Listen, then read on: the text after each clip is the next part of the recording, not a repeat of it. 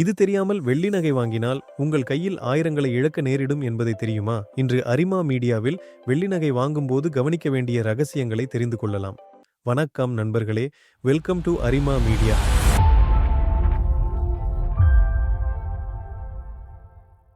தங்கத்தின் விலை தொடர்ந்து அதிகரித்து வருகிறது. அதனால் பொதுமக்களின் பார்வை மெதுவாகவே வெள்ளி நகைகளில் செல்கிறது.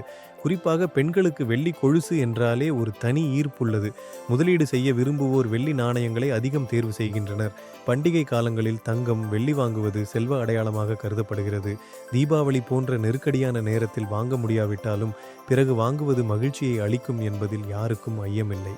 வெள்ளி நகைகளின் விலையை கணக்கிடும் முறை சாதாரணமாக இல்லை. வெறும் கிராம் விலை மட்டும் போதாது.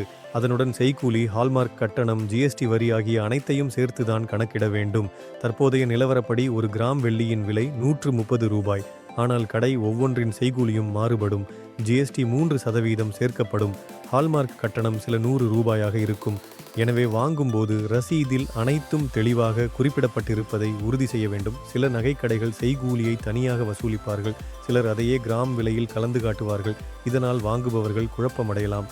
எனவே ரசீதில் நகையின் எடை, செய்கூலி, வரி ஆகியவை தனித்தனியாக குறிப்பிடப்பட்டுள்ளதா என்பதை கவனிக்க வேண்டும். ஹால்மார்க் சான்று பெற்ற நகைகளை வாங்குவது நல்லது. இதுவே நுகர்வோரை பாதுகாப்பாக வைக்கும். வெள்ளியின் தரத்தை அறிந்து கொள்வதும் முக்கியம். 999 என்ற அளவில் இருக்கக்கூடிய வெள்ளிதான் முழு சுத்தமானது. ஆனால் 925 தரமான வெள்ளி அதிகமாக விற்பனையாகிறது. அதில் பிற உலோகங்கள் கலந்திருக்கும். தங்கத்தில் போலவே வெள்ளியிலும் தர வித்தியாசங்கள் உள்ளன. நகைகளை வாங்கும்போது இந்த தரங்களை தெரிந்து கொண்டால் தவறுகள் தவிர்க்கப்படும். இன்றைய இளம் தலைமுறையினர் ஸ்டைலிஷ் வகை நகைகளை அதிகம் விரும்புகின்றனர். வைரம் அல்லது விலை உயர்ந்த கல் பதிக்கப்பட்ட வெள்ளி நகைகள் ஃபேஷனாக மாறிவிட்டன. ஆனால் அத்தகைய நகைகளை வாங்கும்போது அந்த கல்லின் விலை தனியாக குறிப்பிடப்பட்டுள்ளதா என்பதையும், கல்லின் எடையுடன் வெள்ளியின் விலையை சேர்த்து விடவில்லையா என்பதையும் கவனிக்க வேண்டும். இல்லையெனில் அதிக விலையை செலுத்த நேரிடும் அபாயம் உண்டு. வெள்ளி நகைகள் அடிக்கடி பயன்படுத்தப்படும் போது கருமை படிந்துவிடும். இதனை தவிர்க்க ரோடியம் பிளேட்டிங் செய்யப்பட்ட நகைகள் விற்பனைக்கு வருகின்றன. இவை நீண்ட நாட்களும் வெள்ளை பொலிவுடன் இருக்கும். ரோடியம் பிளேட்டிங் செய்யப்படாத வெள்ளி நகைகளை அடிக்கடி சுத்தம் செய்ய வேண்டிய அவசியம் உண்டு. ஆகவே தேவையென்றால் பிளேட்டிங் செய்யப்பட்ட நகைகளை தேர்வு செய்யலாம். மொத்தத்தில் பார்க்கும்போது தங்கத்தின் விலை அதிகரித்தாலும் வெள்ளி நகைகள் பொதுமக்களுக்கு எளிய விலை மற்றும் அழகான தேர்வாக இருக்கின்றன.